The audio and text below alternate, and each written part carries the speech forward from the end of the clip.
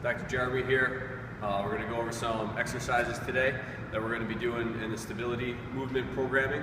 So what we're going to do is we're going to go over how to do it, some things we want you to feel while you're going through it. What you'll see in the blog is we're going to tell you how many to do.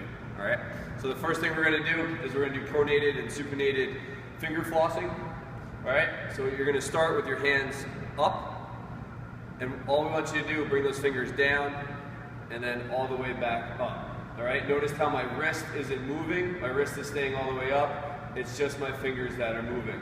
And what will happen is everything will be good till right towards the end. You'll start to feel that increased tension. All right, after you do that, you're going to turn your palm up towards the ceiling, pull your knuckles in towards your body, and you're going to do the same thing, opening up those fingers and closing.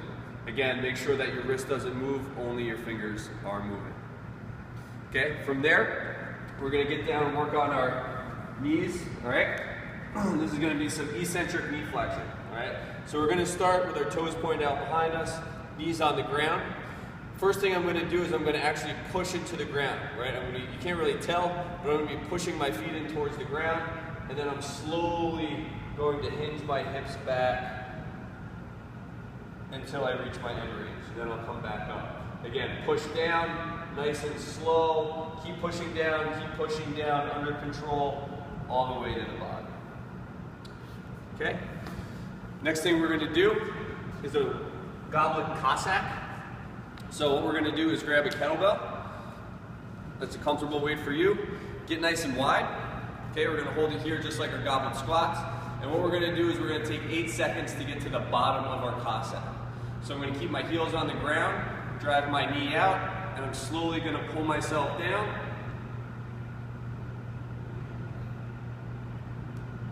Okay, once I get here, I can let my toes come up a little bit, and then I'm going to come back up. Okay, we're going to repeat the same thing on the other side. Again, it should take you about 8 seconds to get all the way to the bottom of your Cossack here. All right, and then come back up. All right, next on the list, we're going to do our unilateral or our one-arm overhead squat. So again, with a kettlebell, you can use a dumbbell also. Get it up overhead. And what we want to do, get that nice active shoulder position, belly tight, and we're going to pull ourselves down to the bottom of a squat. Okay? This will be a little bit challenging for our mobility deficient people. So what you can do to cheat the system a little bit, the arm that has the kettlebell, drop that same foot back a little bit so your toes are in line with your heel. All right? And then you can come on down. All right, just get down as far as you can. If you can't reach all the way down yet, don't worry. It'll be there in a few weeks. Okay? The last thing we're going to do is we want to accumulate 2 minutes of a one-arm farmer's carry. All right? So again, I'll take a kettlebell or a dumbbell, and all I want to do is keep my shoulder in a good position, and I'm just going to walk with it. Okay? I'm going to keep the kettlebell in the same hand until I accumulate 2 minutes. All right? The weight of the kettlebell should be enough where you need to put it down around 1 minute to 1.5 minutes.